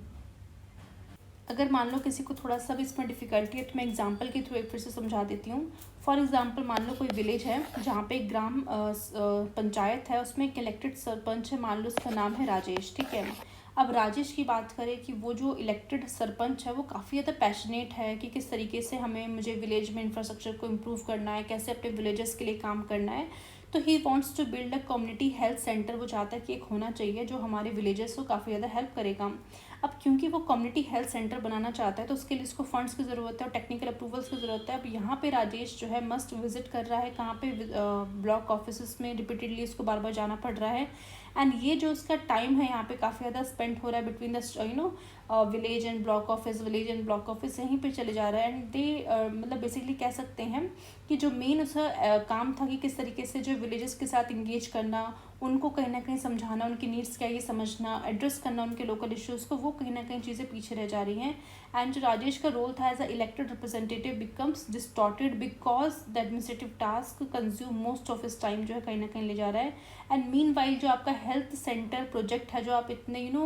काफ़ी ज़्यादा उसके लिए काफ़ी एक्साइटेड थे, एंथुजियास्टिक थे कि भाई मुझे हेल्थ सेंटर प्रोजेक्ट यहाँ पे लगाना है, तो वो कहीं ना कहीं वो जो प्रोजेक्ट है कहीं ना कहीं इन सब चीज़ों के ऊपर कि आपको ये अप्रूवल लेना पड़ रहा है, इस तरह से फंड्स मांगने पड़ रहे हैं, तो ये प्रोजेक्ट आपका डिले हो जा रहा है ड्यू टू ब्यूरोक्रेटिक प्रोसेस की वजह से। अगेन अगर हम बात करें कि कैसे इस प्रॉब्लम को सॉल्व कर सकते हैं तो यही है, मतलब स्टेट गवर्नमेंट की ड्यूटी है कहीं ना कहीं एम्पावर करे ग्राम पंचायत को by granting them more autonomy दे in decision making and resource allocation के लिए। बिकॉज हर बार आपको अप्रूवल के लिए इस तरह से भागा दौड़ी करनी पड़ रही है तो इट मीन्स उनके पास अटोनमी की कमी है, हर बार फंड्स के लिए लेके उनके पास जाना पड़ रहा है, तो यानी रिसोर्स यहाँ पे उनके पास अच्छा खासा नहीं है। तो वो चीज़ें जो है इंश्योर करे कि इनको ज़्यादा से ज़्यादा अटोनमी दी जाए डिसीजन मेकिंग में और रिसोर्स एलोकेशन भी उनके पास हो। और मेन चीज़ ये है जो प्रोसीजर आपने इतना ज़्यादा डिफ़िकल्ट बना दिया है, फिर टेक्निकल बना दिया है जहाँ पे चीज़ों को बार बार ज़्यादा से ज़्यादा टाइम लग रहा है, तो उसको स्ट्रीमलाइन करने की ज़रूरत है, सिंप्लीफाई करने की ज़रूरत है एडमिनिस्ट्रेटिव प्रोसीजर को, सो दैट जो बर्डन आ रहा है सरपंच के ऊपर वो कहीं ना कहीं कम हो और उनकी जो प्राइमरी ड्यूटी है वो उस पर ध्यान दें। एंड द ट्रेनिंग सरपंच यानी बहुत इंपॉर्टेंट है कि आप उनकी ट्रेनिंग करवाएं इन एडमिनिस्ट्रेटिव स्किल्स में, यानी जो स्किल्स कहीं ना कहीं उनके पास नहीं है, दैट्स वाई वो अप्रूवल ले रहे हैं, तो उनको वो चीज़ों पे कहीं ना कहीं ट्रेन करवानी ज़रूरी है सो दैट वो और ज़्यादा इफेक्टिवली काम कर सकें। And sarpanch should advocate for the villages need while balancing the administrative responsibilities. इस चीज़ों को बैलेंस करके चलना इंपॉर्टेंट है। थर्ड आपको देखने को मिलेगा टाइट नेचर ऑफ फंड्स। यहाँ पे बात की जा रही है कि दिस हैज़ टू इम्प्लीकेशंस हो सकती हैं। पहला, the activities stated under a certain scheme are not always appropriate for all parts of the district. This result is unsuitable activities being promoted or underspend of the funds. ठीक है, तो ये चीज़ मुझे लगता है this is very important point है जिसको मतलब आप कह सकते हो कि अगर आपका मेंस आता है तो मेंस में अगर ये क्वेश्चन आता है तो ये चीज़ आप पहले लिख सकते हो, बिकॉज बहुत इंपॉर्टेंट है कि जो जिस चीज़ के लिए फ़ंड आ रहा है वो वहाँ पे वो चीज़ें मतलब किस तरीके से हर देखो लेवल ऑफ चीज़ें डिफरेंट करती है। फॉर एग्जांपल यानी कि आपको यहाँ पे देखने को मिलेगा कि कॉमन चैलेंज जो गवर्नेंस में हमेशा देखने को मिलता है कि यहाँ पे फोकस किया जा रहा है कि one side fits all approach पे, यानी एक ही चीज़ पे आपका हर जगह इम्प्लीमेंट करने की कोशिश कर रहे हो, which may not be suitable for all regions within the district. यानी उस पर्टिकुलर डिस्ट्रिक्ट के अंदर जो पर्टिकुलर रीजन्स है वहाँ पे भी आपको देखने को मिलेगा अगर आप सेम तरीके से सेम मॉडल को इम्प्लीमेंट करोगे तो वो प्रोग्राम कहीं ना कहीं उतना सुटेबल नहीं होगा। व्हेन स्पेसिफिक एक्टिविटीज़ और programs are designed under a scheme अगर की जाती है, they might not be equally effective हो और रिलेवेंट हो across different parts of the district, ठीक है। बिकॉज आपने ये सोचा है कि भाई ये चीज़ें मुझे इम्प्लीमेंट करनी है, बट आपने जो मॉडल यूज़ किया है कि भाई एक ही तरीके से आप सब जगह इम्प्लीमेंट कर रहे हो, तो वो कहीं ना कहीं डिज़ायर रिजल्ट यहाँ पे नहीं देगा। As a consequence either unsuitable activities are promoted, यानी जो उस पर्टिकुलर रीजन में जो प्रॉब्लम थी उस प्रॉब्लम को तो आपने एड्रेस नहीं किया, बट कुछ और प्रोग्राम यहाँ पे इम्प्लीमेंट कर रहे हो, तो यहाँ पे कहीं ना कहीं जो एक्टिविटीज़, ऐसी एक्टिविटीज़ जो इस पर्टिकुलर रीज़न के लिए सूटेबल भी नहीं थी, उन अनसूटेबल प्रैक्टिसेस को, उन अनसूटेबल एक्टिविटीज़ को यहाँ पे आप प्रमोट कर रहे हो, और there is an underutilization of funds हो रहा है। मतलब जिस चीज़ के लिए आपको फंड को ज़्यादा से ज़्यादा यूटिलाइज़ करना चाहिए था, वहाँ पे वो फंड्स यूटिलाइज तो हुआ नहीं उस काम के लिए, बिकॉज उस रीज़न में हो सकता है कोई और चीज़ की कमी हो, आपको उस कमी को यहाँ पे एड्रेस करना चाहिए, तो उस हिसाब से स्कीम बनानी चाहिए थी और उस हिसाब से आपको फंड देना चाहिए था। बट आपने क्या करा, एक one size fit all approach को यूज़ करके आपने देखा कि भाई हर रीज़न में यही चीज़ प्रॉब्लम होगी, तो यही चीज़ के ऊपर ये सब काम कर लो, और फिर फंड्स आप देखोगे कितने ज़्यादा उसकी वजह से वेस्ट हो जाएंगे, ठीक है। तो this is the reason, because of mismatch आप इम्प्लीमेंटेशन पे ध्यान दे रहे हो। तो जो पंचायती राज इंस्टीट्यूशंस है, these are local self government होती है, तो यहाँ पे आपको देखने को मिलेगा they have a crucial role होता है इन डिसेंट्रलाइजेशन गवर्नेंस में, and representing the interest of the local, कह सकते हैं रूरल कम्युनिटीज़ का इंटरेस्ट का ध्यान रखती है, and they are responsible for planning, implementing and monitoring the development activities within their jurisdiction. Because village level पे क्या प्रॉब्लम है ये विलेजेस समझते हैं, ब्लॉक लेवल के इशूज़ को ब्लॉक पंचायत देखेगी, डिस्ट्रिक्ट लेवल के इशू को डिस्ट्रिक्ट लेवल पे देखेगी, तो उस हिसाब से आपको ना हर एक चीज़ के लिए यहाँ पे स्कीम्स बनानी चाहिए। फॉर एग्जाम्पल से आप अच्छे समझ पाएंगे कि मान लो एक डिस्ट्रिक्ट है, वहाँ पे आपको देखने को मिलेगा diverse geographical socio economic characteristic है, यानी उस पर्टिकुलर डिस्ट्रिक्ट की आपको जोग्राफिकल कंडीशंस भी थोड़ी बहुत अलग लगेंगी, दिखने को मिलेंगी, और सोशल इकोनॉमिक कैरेक्टरिस्टिक्स भी आपको अलग अलग दिखने को मिलेंगी। फॉर एग्जांपल उस पर्टिकुलर डिस्ट्रिक्ट में ऐसा मतलब होता तो नहीं है, मतलब इतने सारे जोग्राफिकल चेंजेस, बस हाइपोथेटिकली मान लो कि उस डिस्ट्रिक्ट में कुछ माउंटेनियस रीजन भी हैं, यानी कुछ हिली एरियाज़ हैं, और उस पर्टिकुलर हिली एरियाज़ में आपको देखने को मिलेगा मेन प्रॉब्लम जो है भाई सॉइल इरोजन की, जो कि आपको हर हिली एरियाज़ में देखने को मिलता है। सॉइल इरोजन का प्रॉब्लम सबसे ज़्यादा वहाँ के जो लोग हैं फेस करते हैं, एंड द लोकल इकॉनमी जो है रिलाई करती है, जैसे कि हम जानते हैं एग्रीकल्चर पे, एंड द फार्मर स्ट्रगल करता है विद द लैंड डिग्रेडेशन में। तो ये प्रॉब्लम आपको देखने को मिलेगी हिली एरियाज़ में ज़्यादा से ज़्यादा फेस की जाती है, यानी सॉइल इरोजन का इशू है, और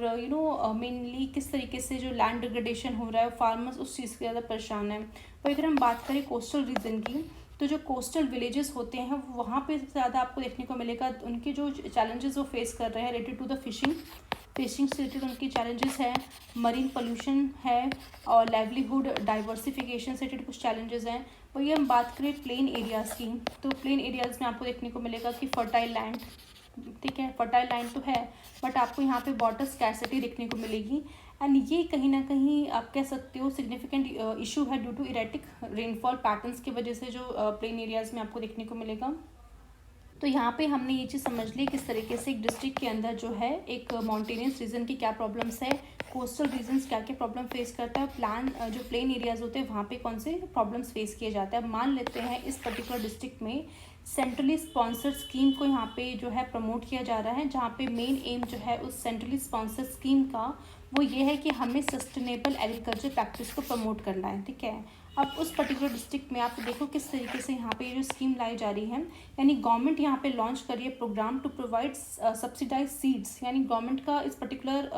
प्रोग्राम का मेन एजेंडा ये है कि हमें कुछ सब्सिडाइज सीड्स प्रोवाइड करने हैं, फर्टिलाइजर प्रोवाइड करने हैं, और फार्मर्स की यहाँ पे ट्रेनिंग करनी है। अब देखो चैलेंजेस क्या हो सकते हैं स्कीम का, कि the same set of activities may not equally effective in all the parts, यानी ये जो डिस्ट्रिक्ट था जहाँ पे आपको माउंटेन रीजन्स भी दिख रहे हैं, कोस्टल रीजन्स भी और प्लेन एरियाज़ भी हैं, और वहाँ पे ये स्कीम आप लेके आ रहे हो, तो ये जो सारी एक्टिविटीज़ आप बता रहे हो ना कि आप सब्सिडाइज सीड दोगे, फर्टिलाइजर दे रहे हो, फार्मर्स की ट्रेनिंग प्रोवाइड कर रहे हो, they are not equally effective नहीं है हर एक पार्ट्स के लिए, ठीक है, बिकॉज हर एक पार्ट के अपने अपने चैलेंजेस हैं। बिकॉज अगर हम बात करें माउंटेनियस रीजन्स की, तो यहाँ पे सॉइल कंजर्वेशन मेजर्स पर ज़्यादा ध्यान दो, मतलब गवर्नमेंट को ऐसी चीज़ें करनी चाहिए जो यहाँ पे सॉइल कंजर्वेशन पे ज़्यादा से ज़्यादा काम करे, बिकॉज यहाँ पे जो है टेरेसेस यहाँ पे देखने को मिलेंगी, ठीक है, टेरेसेस फार्मिंग यहाँ पे की जाती है। वही अगर बात करें कोस्टल रीजन की, तो फिशरीज मैनेजमेंट पे ज़्यादा ध्यान दें, मरीन पॉल्यूशन को कैसे कंट्रोल करना है उसके लिए स्कीम लेके आए। वही अगर हम बात करें प्लेन एरियाज़ की, तो वाटर हार्वेस्टिंग पे ज़्यादा फोकस करें, बिकॉज प्लेन एरियाज़ में क्या देखने को मिला है, वाटर स्कार्सिटी देखने को मिल रही है। तो वाटर हार्वेस्टिंग पे ध्यान दें, एफिशिएंट इरिगेशन मेथड्स को यहाँ पे लेके आए। बट इस तरीके से जो अगर आप one size fit all approach को यहाँ पे यूज़ करोगे तो वो कहीं ना कहीं इफेक्टिव नहीं होगा। और if the scheme promote the same activity uniformly all the region, अगर फिर भी अगर मान लो इस तरीके से आप यूनिफॉर्मली इंप्लीमेंट करना चाहते हो, तो यहाँ पे देखने को ये मिलेगा कि अनसूटेबल एक्टिविटीज़ में बी इम्प्लीमेंटेड, यानी अगर मान लो वो चीज़ें वहाँ पे ज़रूरत भी नहीं है फिर भी आप उसको इम्प्लीमेंट कर रहे हो। यानी कि फॉर इंस्टांस कि प्रमोट कर रहे हो मरीन फिश फार्मिंग को इन द माउंटेनियस रीजन में, वुड बी इफेक्टिव। अगर आपको मरीन फिश फार्मिंग अगर आपको इम्प्लीमेंट करनी है तो वो कोस्टल रीजन पे हो सकती है। टेरिस फार्मिंग में कुछ इशू आ रहा है, सॉइल इरोजन पे कुछ इशू आ रहा है, तो वो आप उस पर्टिकुलर कोस्टल रीजन पे नहीं कर सकते, उन्हें माउंटेनियस रीजन पे इम्प्लीमेंट करना पड़ेगा। तो ऐसे केस में जो आपके फंड्स है वो रिमेन अनयूटिलाइज रह जाएंगे, अंडर यूटिलाइज हो जाएंगे। If the farmers in the plain areas do not receive adequate support for water management के लिए, अगर उसको एडिक्वेट सपोर्ट नहीं मिलता है, फंड्स नहीं मिलते हैं एलोकेटेड फॉर इरिगेशन के लिए, तो वो कहीं ना कहीं फिर यहाँ पे वेस्ट हो जाएगा। तो आइडियल अप्रोच क्या होनी चाहिए कि आपको यहाँ पे कस्टमाइजेशन पे काम करना पड़ेगा, यानी पंचायती राज इंस्टीट्यूशन यहाँ पे कहीं ना कहीं काम करेंगे कि वो ऐसी स्कीम्स एक्टिविटी से फोकस करेंगी जो उस पर्टिकुलर एरिया के लिए, उस पर्टिकुलर रीजन के लिए जो है स्पेसिफिक है, बिकॉज वो वहाँ की कंडीशन को समझते हैं, उन्हें पता है कि ग्राउंड लेवल पे क्या इशू आ रहा है। एक माउंटेनियस रीजन पे अगर मान लो कोई लोग हैं वो किस तरीके से प्रॉब्लम फेस कर रहे हैं, कोस्टल रीजन में क्या प्रॉब्लम्स है, वहीं प्लेन एरिया में क्या प्रॉब्लम है, तो वो लोकल लेवल पर जो आपकी पंचायती हैं वो कहीं ना कहीं पंचायत उस चीज़ को फेस करती है। तो आपको कस्टमाइज़ करना पड़ेगा एरिया के हिसाब से उस पर्टिकुलर स्कीम को। फिर आपको लोकल एक्सपर्टीज़ की ज़रूरत है, यानी कि आपको जो लोकल एक्सपर्ट है, जो फार्मर्स है, जो कम्युनिटी मेंबर्स है, उनको आइडेंटिफाई करना पड़ेगा, उनको रिलेवेंट इंटरवेंशन के थ्रू यहाँ पे लेके आना पड़ेगा। फिर आपको अलाउ करना पड़ेगा पंचायत राज इंस्टीट्यूशन को कि वो अडेप्ट करे उस स्कीम को जो based on the local content के ऊपर बेस्ड है।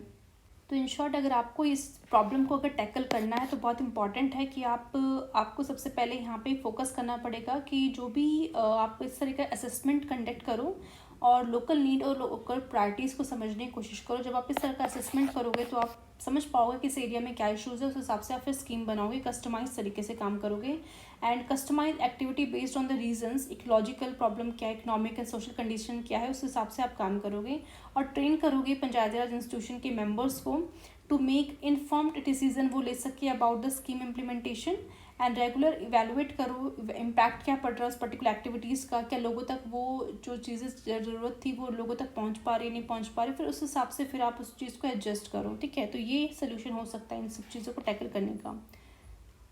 नेक्स्ट आपको देखने को मिलेगा overwhelming dependence on government funding. A review of money received and own resource fund shows the overwhelming dependence of panchayat on government funding. When panchayat do not raise resources and instead receive fund from outside, people are less likely to request a social audit.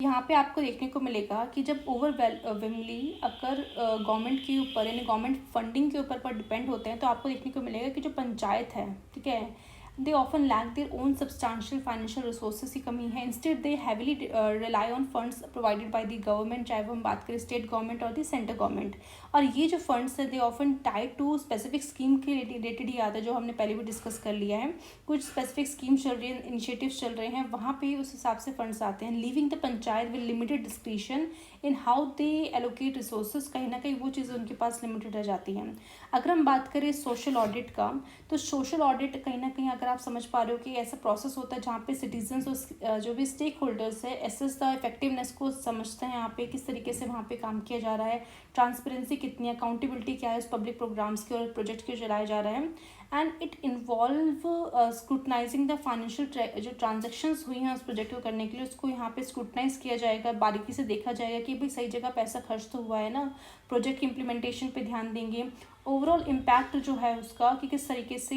लोगों पे impact पहुंचा है वो ensure किया जाएगा कि जो public funds है उसको आप अच्छी तरीके से इफेक्टिवली यूज़ कर पा रहे हो या नहीं, जो भी पर्पस था उसको यूज़ करने का वो किस तरीके से पर्पस फुलफिल हुआ है नहीं, उसको हम सोशल ऑडिट के थ्रू यहाँ पे चेक करते हैं। और ऐसा देखा जाता है कि जब आपकी पंचायत जो है अगर वो डिपेंड करती है एक्सटर्नल फंडिंग पे, भले ही वो फंडिंग आपकी देखने को मिले गवर्नमेंट की तरफ से आ रही हैं, तो rather than raising their own resources, मतलब वो खुद से अपने रिसोर्स गैदर ना करके एक्सटर्नल फंडिंग पे डिपेंड करती है, तो वहाँ पे जो लोग हैं कहीं ना कहीं less likely to depend on social audit. मतलब फिर वो क्यों ही सोशल ऑडिट की डिमांड करेंगे, because the accountability and transparency mechanism जो होता है दे वीकर होता है, because when funds come from outside sources जब वो आते हैं तो people may assume that the external agency जो है और जो गवर्नमेंट जो है इट सेल्फ मॉनिटर कर रही है कि किस तरीके से वो जो फंड मिला है उसका प्रॉपर यूटिलाइजेशन हुआ है नहीं, वो कहीं ना कहीं गवर्नमेंट के ऊपर छोड़ देते हैं। बट अगर आप इंटरनल सोर्सेज के थ्रू अगर मान लो जो भी रिसोर्सेज है उसको कहीं ना कहीं यहाँ पे फंडिंग रेज करोगे, तो क्योंकि वो लोगों का पैसा है, लोगों ने उसको कंट्रीब्यूट किया है, तो लोग भी चाहेंगे कि भाई उसका सोशल ऑडिट हो, लोग भी चाहेंगे कि आंसर करना कि भाई ये जो पैसा हमने दिया है वो कहाँ पे यूज़ हुआ है, किस तरीके से यूज़ हुआ है। फॉर एग्जाम्पल मान लो एक रूरल पंचायत है, वहाँ पे ड्राउट प्रोन रीजन आपको देखने को मिलेगा, और क्योंकि वो ड्राउट प्रोन रीजन के लिए पंचायत को काम करना है, तो पंचायत यहाँ पे जो है मोस्ट ऑफ द फंडिंग जो है आपको देखने को मिलेगा स्टेट और सेंट्रल गवर्नमेंट की स्कीम से यहाँ पे जो है आ रहे हैं। एंड उनका उन स्कीम्स का एम यही है कि भाई वाटर कंजर्वेशन करना है, उस पर ध्यान देना है, एग्रीकल्चर डेवलपमेंट करना है। Since the panchayat does not generate significant revenue locally, मतलब लोकली वो मतलब टैक्सेस के थ्रू या फिर फीस वगैरह के थ्रू, जैसे कि हम जानते हैं वो लोकली अपना रेवेन्यू जनरेट करते हैं, बट उतना अच्छे से कर नहीं पाए हैं, तो हैविली वो डिपेंड है फिर वो एक्सटर्नल फंडिंग के ऊपर। तो यहाँ पे आपको दो चीज़ें देखने को मिलेगी कि अगर पंचायत खुद से अपना रिसोर्स इकट्ठा करते हैं तो वहाँ पे मान लो कि सपोज पंचायत एक्टिवली इंगेज है इन आपका जो लोकल रिसोर्स मोबिलाइजेशन वो एक्टिवली कर पा रही है, यानी कलेक्ट कर पा रही है, रेगुलर तरीके से टैक्सेस ले रही है, फीस है, कंट्रीब्यूशन ले रही है, वहाँ के जो रेजिडेंट हैं लोकल लोग हैं उनसे कहीं ना कुछ पैसा ले जुटा रही है, तो दे इन्वेस्ट इन उन पैसों को फिर वो इन्वेस्ट करेगी वाटर हार्वेस्टिंग के स्ट्रक्चर को बनाने के लिए, इरीगेशन प्रोजेक्ट लगा रही है, लाइवलीहुड प्रोग्राम्स वहाँ पे चला रही है। तो इन दिस केस आपको देखने को मिलेगा जब इस तरीके से सोर्सेज को इंटरनली लिया जा रहा है, यहाँ पे फंड्स को इकट्ठा किया जा रहा है, तो आपके विलेजेस जो हैं, जो लोकल लोग हैं, they are more likely to demand a social audit, कि वो भी ऑब्वियसली सोशल ऑडिट की डिमांड करेंगे, and they want ensure that their hard earned money, यानी उनकी जो अपनी कमाई का जो एक एक पैसा है वो किस तरीके से इफेक्टिवली और ट्रांसपेरेंटली यहाँ पे यूज़ किया गया है वो भी जानना चाहेंगे। And this will actively participate in reviewing the panchayat financial records को यहाँ पे देखा जाएगा। बट इन केस अगर एक्सटर्नल फंडिंग यहाँ पे पंचायत लेता है, यानी कि गवर्नमेंट से जो भी पैसा आ रहा है उन पर डिपेंडेंट रहता है, तो अगेन यहाँ पे देखने को मिलेगा this might assume that the government agencies जो है ओवरसी करेंगे इस फंड को, वो हैंडल करेंगे अकाउंटेबिलिटी यहाँ पे पंचायत की, और यहाँ पे जो लोकल विलेजर्स हैं उनकी अकाउंटेबिलिटी फिर इतनी रहनी जाएगी। और एज अ रिज़ल्ट यही देखने को मिलेगा कि अगर यहाँ पे लैक ऑफ स्क्रूटनी अगर रहती है तो इससे काफ़ी ज़्यादा इनफेक्टिवनेस शो होता है, मिसमैनेजमेंट शो होता है, इवन करप्शन भी हो सकता है। तो इस सारी प्रॉब्लम को सॉल्व करने का सही तरीका ये है कि उनका सोशल ऑडिट होना चाहिए। नेक्स्ट आपका यहाँ पे है reluctance to use physical power and important power devolve to gram panchayat is to right to levy tax on property पे टैक्स लगा सकती है, बिजनेस है, market fairs and also for services provided like street lighting provide कर रही है, public toilet से, तो वहाँ से कुछ ना कुछ टैक्सेस के थ्रू पैसा ले सकती है। Very few panchayat use their physical power to levy and collect taxes. The argument pushed by the panchayat head is that the difficulty to levy tax on your own constituency especially when you live in the community, यानी जिस particular area पे आप रह रहे हो, जिस constituency से लोगों ने जिता के आपको वहाँ पे एज अ सरपंच बनाया है, वहाँ पे देखने को मिलेगा जब उन्हीं लोगों से जब पैसा इकट्ठा करने की बात आती है तो वहाँ पे ज़्यादा से ज़्यादा प्रॉब्लम यहाँ पे फेस करनी पड़ती है सरपंच को। फॉर एग्जाम्पल मान लो कुछ ग्रीन फील्ड ग्राम पंचायत इस तरह से कुछ चलाना है, and they responsible for local governance infrastructure and services के लिए उनको ज़रूरत है, और इसके लिए आपको देखने को मिलेगा उनको फंड्स चाहिए, स्टेट एंड गवर्नमेंट से वो फंड्स ले रहे हैं, बट इसके अलावा वो एडिशनल रेवेन्यू भी ला सकते हैं टैक्सेस के थ्रू। तो यहाँ पे देखने को मिलेगा कि जब पंचायत डिसाइड करती है कि भाई हमें जो है प्रॉपर्टी टैक्स लेना चाहिए रेजिडेंशियल से एंड कमर्शियल बिल्डिंग से भी विद इन जो ग्रीन फील्ड एरियाज़ में जो आते हैं, तो वहाँ से हमें कुछ प्रॉपर्टी टैक्स लेना चाहिए, and this tax is based on the value of land पे बेस्ड होगा, and building owned by the individuals and business पर उस पर बेस्ड होगा। तो यहाँ पे आपको देखने को मिलेगा जो यहाँ पे जो पंचायत है, जो सरपंच है, क्या चैलेंज यहाँ पे फेस करेंगे। तो जो पंचायत मेंबर्स है, क्योंकि आप जानते हो वो खुद भी उस ग्रीन फील्ड एरियाज़ में रहते हैं, and they know their neighbours personally कि उनका क्या रिएक्शन होने वाला है। सपोज़ अगर मान लो वो इस तरह से प्रॉपर्टी टैक्स मांगते हैं, तो फॉर एग्जांपल उनका जो भी लोकल शॉप मान लो कोई है, तो वहाँ पे वो इस तरह से आर्ग्यू कर सकते हैं कि भाई हम तो ऑलरेडी काफ़ी ज़्यादा स्ट्रगल फेस कर रहे हैं, हमारे खुद ही कुछ फाइनेंशियल इश्यूज चल रहे हैं, और आप हम पे इतना ज़्यादा बर्डन डाल रहे हो टैक्स का, तो वो कहीं ना कहीं सही नहीं है। मान लो कोई फार्मर है वहाँ पे उस एरिया में जो रहता है,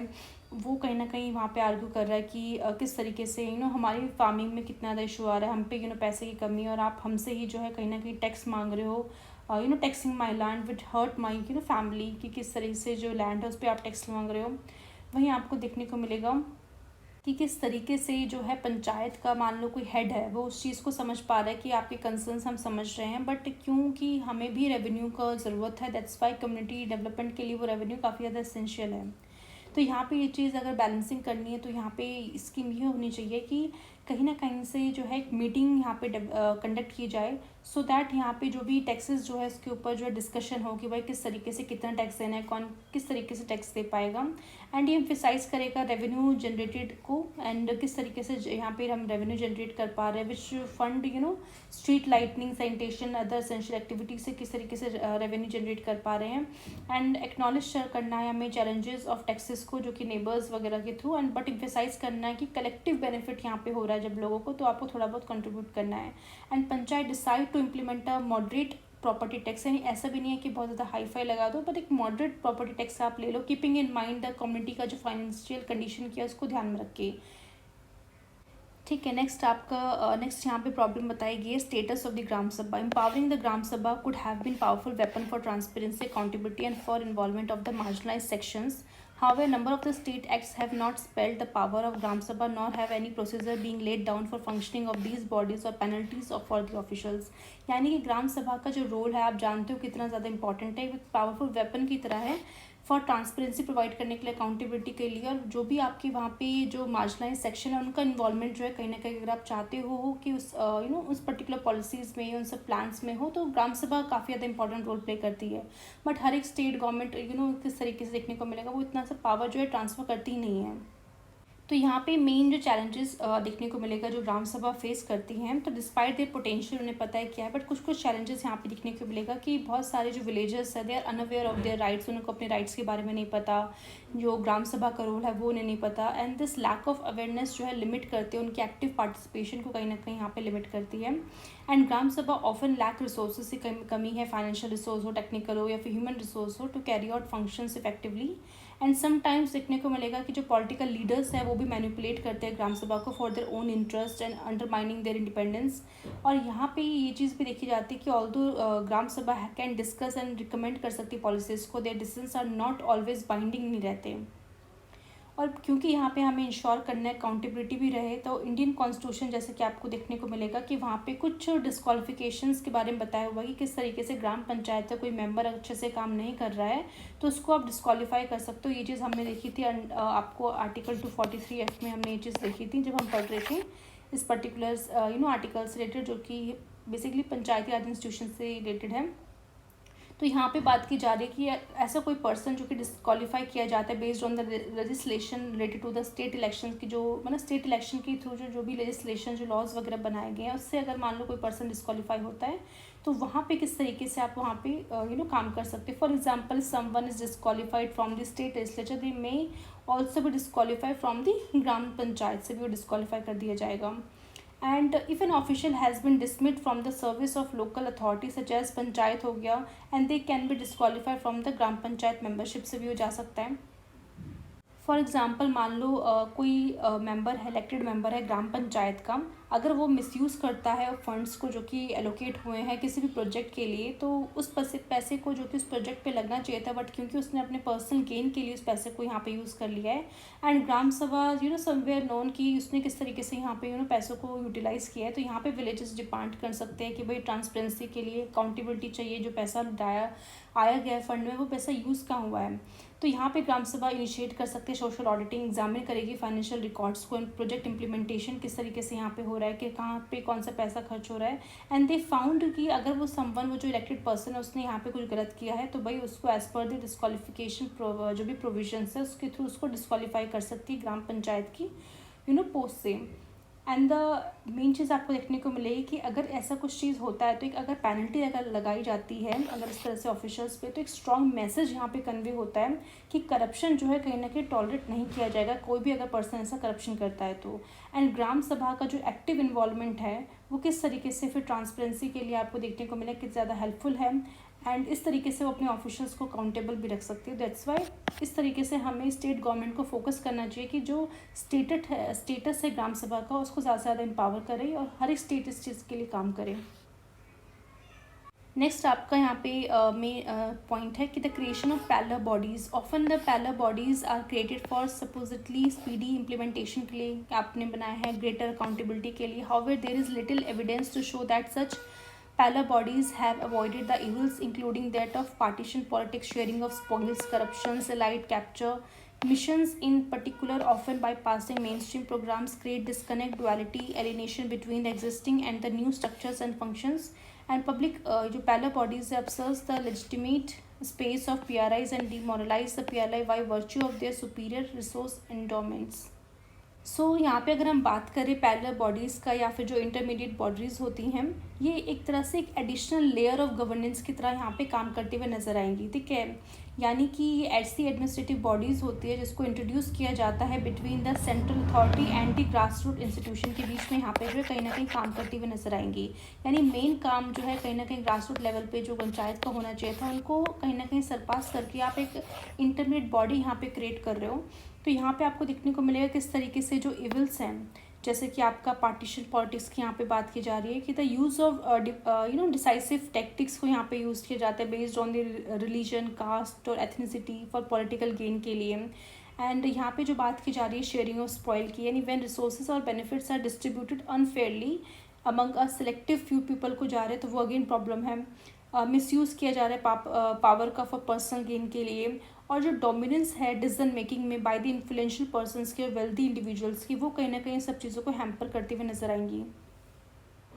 और इस तरीके से जब इंटरमीडिएट बॉडीज़ को बनाया जाता है तो ये बाईपास कर देती है एग्जिस्टिंग पंचायत्स को, एंड इस तरह से एक डुअलिटी क्रिएट होती है। डुअलिटी यहाँ पे बेसिकली मेनली रेफर किया जाता है कि दो पैरेलल सिस्टम को आपने क्रिएट कर दिया है, और इस तरीके से जो ऑलरेडी एग्जिस्ट कर रहा था जिसकी कॉन्स्टिट्यूशन स्टेटस उसको प्रोवाइड है पंचायत को, वो उसको आप अच्छे से काम करने नहीं दे रहे हो, और उसकी पैरेलल पे आपने दूसरा चीज़ सिस्टम को ऑपरेट कर दिया है जो कि इंडिपेंडेंटली जो है ऑपरेट हो रहा है। And the new system new structure may not align with the local needs and reality leading to the alienation, because वहाँ पे कहीं ना कहीं जो आपने इंटरमीडिएट बॉडी या फिर कह सकते हो पैरेलल बॉडी क्रिएट करी है, वहाँ पे जो लोग बैठे हैं वो कहीं ना कहीं लोकल नीड्स को नहीं समझ पा रहे, वो रियलिटी जो है ऑन ग्राउंड उसको नहीं समझ पा रहे, तो इसकी वजह से आप कहीं ना कहीं उन सब चीज़ों को एलिनेट कर रहे हो।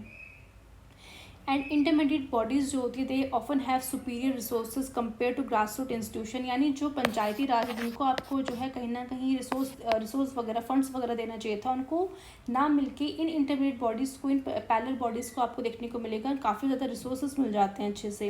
And this resources disparately can demoralize panchayat and weaken their legitimacy. Because देखो ना, अगर आपकी पंचायत जिसको आपने फॉर्म किया है उनको आप रिसोर्स नहीं दे रहे हो, उनको काम करने का हक नहीं दे रहे हो, तो वो तो डिमोरलाइज फील करेंगे, उनकी जो लेजिटिमेसी है वो तो कम होगी। एंड इस तरीके से देखने को मिलेगा जो पंचायत है उनको साइडलाइन किया जा रहा है, ओवर शेडो किया जा रहा है बाय दीज न्यू बॉडीज़ जो आपने क्रिएट कर दी है। फॉर एग्ज़ाम्पल मान लो एक बॉडी है डिस्ट्रिक्ट डेवलपमेंट कमेटी, ये एक कह सकते हैं पैरेलल बॉडी है जो कि क्रिएट की है स्टेट ने। ठीक है, तो आपको देखने को मिलेगा कि इस तरह से स्टेट गवर्नमेंट जो इस्टेब्लिश कर रही है मान लो इस तरह से डिस्ट्रिक्ट डेवलपमेंट कमिटीज़ को, और ये इनका काम क्या है, ओवरसी करना डेवलपमेंट प्रोजेक्ट्स जो चल रहे हैं उस पर्टिकुलर डिस्ट्रिक्ट में, उन सारे प्रोजेक्ट्स को कहीं ना कहीं देखने का काम आपने इस पर्टिकुलर बॉडी को दे दिया है। अब क्योंकि ये बॉडी आपने क्रिएट की है तो आपको उनको फंडिंग वगैरह देना पड़ेगा, टेक्निकल सपोर्ट भी प्रोवाइड करना पड़ेगा, पर जो एग्जिस्टिंग ग्राम पंचायत है वहाँ पे आपको देखने को मिलेगा वो भी कहीं ना कहीं ऐसे प्रोजेक्ट्स में काम कर रही हैं, बट आपने कहीं ना कहीं उनके फंक्शंस को साइडलाइन कर दिया है। तो यहाँ पे देखने को मिलेगा कि जो आपकी डिस्ट्रिक्ट डेवलपमेंट कमेटी है they have better infrastructure, skilled staff आपने उनको दे दिए हैं और फंड्स वगैरह प्रोवाइड कर दिए। वहीं दूसरी तरफ आपकी जो ग्राम पंचायत है वो स्ट्रगल कर रही है, वो ये वही लिमिटेड रिसोर्स के साथ जो कहीं ना कहीं काम करने की कोशिश कर रही है, उनके पास जो स्टाफ वगैरह है वो लिमिटेड है, उतने स्किल्ड नहीं है। तो जो पंचायत मेंबर्स है तो वो डिसहार्टेड तो फील करेंगे बिकॉज आपने जो उनकी पावर थी कहीं ना कहीं आपने वो पावर उस पर्टिकुलर पैरेलल बॉडी को दे दिया है। तो यहाँ पे आपको देखने को मिलेगा कि जो डिस्ट्रिक्ट डेवलपमेंट कमिटीज़ हैं वो किस तरीके से जो है यहाँ पे फोकस कर रही है, लार्ज स्केल प्रोजेक्ट्स लेके आ रही है, रोड, स्कूल्स, हॉस्पिटल्स वगैरह जैसे प्रोजेक्ट है उनको ला रही है विदाउट कंसल्टिंग द पंचायत। आपको पंचायत तो कुछ समझ ही नहीं रही है, बिकॉज आपने उनको इंडिपेंडेंट दे दिया है, बॉडीज़ को क्रिएट करके कहीं ना कहीं स्टेट गवर्नमेंट उनको इंडिपेंडेंस दे रही है कि भाई आप अपने हिसाब से काम करो, बट ग्राउंड लेवल पर जो पंचायत का जो काम है आप उसको साइडलाइन कर रहे हो, उनसे कंसल्ट नहीं कर रहे हो। तो जो पंचायत है वो तो बेसिकली आप देख सकते हो किस तरह से जो लोकल कम्युनिटीज़ है वो तो उस चीज़ से सफ़र करेंगी। एंड जो विलेजर्स है कहीं ना कहीं आपको देखने को मिलेगा वो उस सब चीज़ों से, जो ग्राउंड रियलिटीज़ हैं वो उन सब चीज़ों से कहीं ना कहीं वो प्रॉब्लम फेस करेंगे, बिकॉज वो जो बॉडी आपने क्रिएट करी है उनको नहीं पता किस तरीके से क्या क्या चीज़ों में किस एरिया में क्या इश्यूज़ आ रहे हैं। तो डिस्पाइट ये जो आपने बॉडी क्रिएट कर दी है वहाँ पे कुछ आपको करप्शन भी देखने पड़ सकते हैं, बिकॉज ऑब्वियसली आप इतना रिसोर्स वगैरह उनको दे रहे हो। एंड किस तरीके से जो इन्फ्लुएंशियल इंडिविजुअल्स है वो उस पर्टिकुलर बॉडी के अंदर डिसीजन मेकिंग के अंदर जो है कहीं ना कहीं बैठे हैं, वो अपना डिसीजन उस हिसाब से लेते हैं। एंड ये जो पार्टीशन पॉलिटिक्स यहाँ पे ओकेशनली जो है देखने को मिलेगी ड्यूरिंग आपको इस टाइम पे, तो वो भी अलग अलग है जो कि इस चीज़ को कहीं ना कहीं प्रॉब्लम क्रिएट करेगी। सो मेन रोल ये होना चाहिए कि जो भी इंटरमीडिएट बॉडीज़ अगर आप बना रहे हो उनका एम ये होना चाहिए कि भाई आपको एफिशिएंसी लेके आनी है, आपको जो है कहीं ना कहीं सक्सेसफुली डिपेंड करना है और अपने जो भी प्रोजेक्ट्स आप काम कर रहे हो उसको अलाइन करना है विद द एग्जिस्टिंग स्ट्रक्चर्स के साथ, पंचायत के साथ मिलके कहीं ना कहीं आपको कॉपरेट करना है और जेन्युइन कम्युनिटी पार्टिसिपेशन होना चाहिए, इक्विटेबल रिसोर्स डिस्ट्रीब्यूशन होना चाहिए, तब आप उसको अच्छी तरीके से यहाँ पे उनका जो रोल है कहीं ना कहीं वो अच्छे से आप कर पाओगे। अगर बैलेंसिंग रहेगा उनका रोल तो सो दैट जो आपकी पंचायत है वो भी इंश्योर करेंगे कि हॉलिस्टिक अकाउंटेबल गवर्नेंस कहीं ना कहीं यहाँ पे जो है स्टेबल की जा रही है। नेक्स्ट यहाँ पे प्रॉब्लम बताई हुई है poor infrastructure. A large number of gram panchayat in the country do not have full time secretary नहीं है उनके पास। Around 25% of the gram panchayat do not have basic office building नहीं है, डाटाबेस नहीं है प्लानिंग के लिए, मॉनिटरिंग करने के लिए, and lack in most of the cases. ठीक है, अब मेन चीज़ है देखो सेक्रेटरी का रोल यहाँ पे क्या आएगा। ये फुल टाइम सेक्रेटरी जो है काफ़ी ज़्यादा इंपॉर्टेंट होता है एडमिनिस्ट्रेटिव टास्क के लिए, कुछ रिकॉर्ड कीपिंग करना है, कुछ कोऑर्डिनेशन करना है, बिकॉज अगर आपने फंड्स दिया है तो जिस तरीके से स्टेट गवर्नमेंट कहती है ना कि आपको एक प्रॉपर तरीके से अकाउंट को मैनेज करना है, तो भाई कोई तो होना चाहिए ना उसको मैनेज करने के लिए, एक सेक्रेटरी की पोस्ट होनी चाहिए, एक सेक्रेटरी होना चाहिए फुल टाइम के लिए। और विदाउट अ डेडिकेटेड सेक्रेटरी जो ग्राम पंचायत है वो स्ट्रगल कर सकती है डे टू डे अफेयर्स को एफिशिएंटली काम करने में। वही हम बात करें इंफ्रास्ट्रक्चर की तो ऑफिस बिल्डिंग वगैरह काफ़ी ज़्यादा क्रूशल्स होती है, बिकॉज वहाँ पे आप मीटिंग कंडक्ट कर सकते हो, अपने रिकॉर्ड्स रख सकते हो, इंटरेक्शन कर सकते हो विलेजेस के अंदर। अगर लैक ऑफ इंफ्रास्ट्रक्चर रहेगा तो कहीं ना कहीं वो फर्दर इफेक्ट करेगा उनकी फंक्शनिंग में, यानी ग्राम सभा की जो भी फंक्शनिंग है उन पर इफेक्ट पहुँचेगा और उनकी कहीं ना कहीं जो एबिलिटी है कि किस तरीके से वो कम्युनिटी को सर्व कर सकते हैं वो कहीं ना कहीं यहाँ पे लिमिट हो जाएगी। और अगेन जो यहाँ पे बात की जा रही है डाटाबेस की, तो ग्राम सभा responsible for local planning development and service delivery के लिए काम करती है। और इनएडिक्वेट अगर डाटाबेस रहेगा तो अगेन उनकी जो एफिशिएंट प्लानिंग है, रिसोर्स एलोकेशन है, प्रोजेक्ट इंप्लीमेंटेशन से उनमें जो है कहीं ना कहीं हिंडर पहुंचेगा। And without accurate data decision making becomes challenging. तो this is very big issue कि अगर आप एडुकेट डाटा यहाँ पे नहीं रख पाए तो आप किस तरह से डिसीजन ले पाओगे। नेक्स्ट यहाँ पे बोला गया है कि large number of elected representative जो होते हैं पंचायती राज इंस्टीट्यूशंस में दे आर सेमी लिटरेट है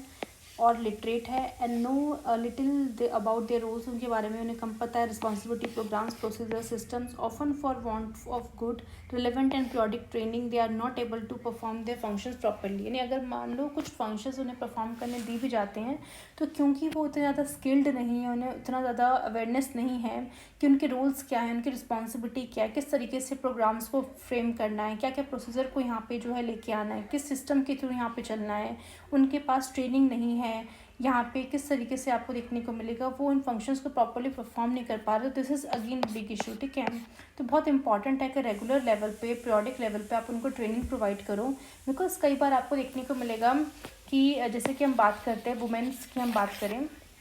कि इतना परसेंट जो है रिजर्वेशन यहाँ पे वुमेंस के लिए रखना है, तो आपको देखने को मिलेगा कि विलेजेस लेवल पे जो भी वुमेंस है कितना ही, मतलब मैं डिसहार्टेड नहीं फील करवा रही हूँ, बट वुमेंस कितना ही पढ़ी लिखी होती हैं, बट आपको देखने को मिलेगा कि अगर मान लो कोई वुमेन यहाँ पे सरपंच बनती है तो बस नाम की सरपंच रह जाती है। बैकग्राउंड में देखने को मिलेगा उनके जो घर के जो बड़े बड़े हैं, यानी खासकर उनके जो हस्बैंड वगैरह है वही उनके बिहाफ में यहाँ पे डिसीजन ले रहे होते हैं, यानी उसके अकॉर्डिंग वो काम कर रहे होते हैं। तो वुमेन जस्ट फेस के लिए रह जाती है कि हाँ हमने इतने % वुमेन को यहाँ पे रिजर्वेशन दे दिया, उनका एक्टिवली पार्टिसिपेशन जो उनका रोल होना चाहिए था ना वो सामने निकल के नहीं आता।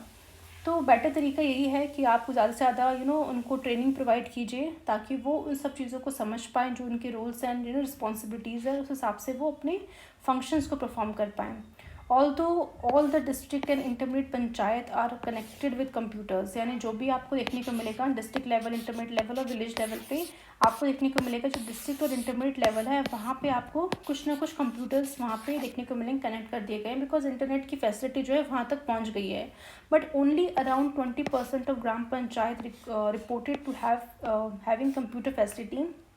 इन some state village panchayat do not have any computing facility,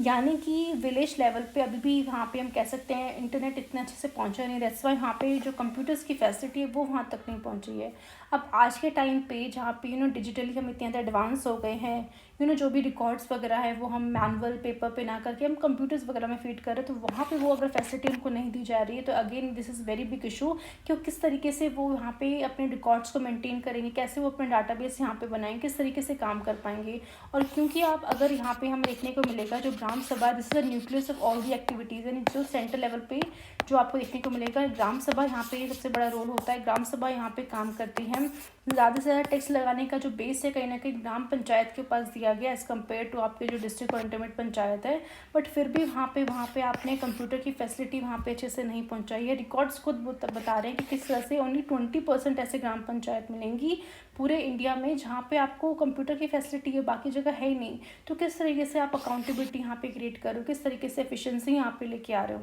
तो वो अगेन यहाँ पे इशू बन जाता है। ठीक है, सो ये सारे इश्यूज़ हमने डिस्कस कर लिए हैं, उसके साथ साथ क्या सोल्यूशन होने चाहिए वो भी हमने डिस्कस कर लिया, सो दैट अगर ऐसा कोई टॉपिक अगर मेंस में आता है तो आपके पास काफ़ी अच्छा कंटेंट है लिखने के लिए। और किस तरीके से फिर आप उस चीज़ के ऊपर, देखो प्रॉब्लम्स तो होंगी चाहे आप बात करो कहीं पे भी, स्टेट लेवल पे, सेंट्रल लेवल पे प्रॉब्लम्स बहुत ज़्यादा है। बट एज अ एग्ज़ाम जिसकी हम तैयारी कर रहे हैं, हम थोड़ा सॉल्यूशन ओरिएंटेड हमें अपना माइंड रखना पड़ेगा कि किस तरीके से अगर जो प्रॉब्लम्स हैं उनका हम सोल्यूशंस कैसे फाइंड आउट करें, और वही आपकी आंसर्स की स्किल्स में जो है वो रिफ्लेक्ट होना चाहिए कि कुछ भी प्रॉब्लम आपके सामने हो, आपको आपके आंसर्स की स्किल्स ऐसी होनी चाहिए कि आप वहाँ से सोल्यूशन ज़्यादा से ज़्यादा निकाल सकें। दैट्स वाई वो क्वालिटी आपके अंदर अभी से डेवलप होगी, तो इंश्योर जब आप फ्यूचर में उस पोस्ट पे जाते हो तो आप उस तरीके से वहाँ की जो भी लोकल प्रॉब्लम्स है उसको जल्दी से जल्दी फेस आउट करके प्रॉब्लम्स सोल्यूशंस फाइंड आउट करके आप वहाँ पे अच्छे से काम कर पाओगे। सो ये ये चैप्टर जो है हमने बेसिकली सारा का सारा फिनिश कर दिया है आज। फाइनली पंचायती राज वाला जो चैप्टर था, ये चीज़ हमने डिटेल में डिस्कस करी है, एंड कुछ चीज़ें जो नई थी वो हमने 7th एडिशन के हिसाब से देख ली हैं यहाँ पे। सो आई होप आपको आज का लेक्चर अच्छे से पसंद आया हो, तो प्लीज़ हमारी वीडियो को लाइक कीजिए, शेयर कीजिए, सब्सक्राइब कीजिए चैनल को। अगर कोई भी डाउट हो तो आप कमेंट बॉक्स में अपने डाउट्स को मेंशन कर सकते हैं। सो नेक्स्ट वीडियो में हम न्यू चैप्टर जो है म्यूनसिपैलिटी है वो हम स्टार्ट करेंगे।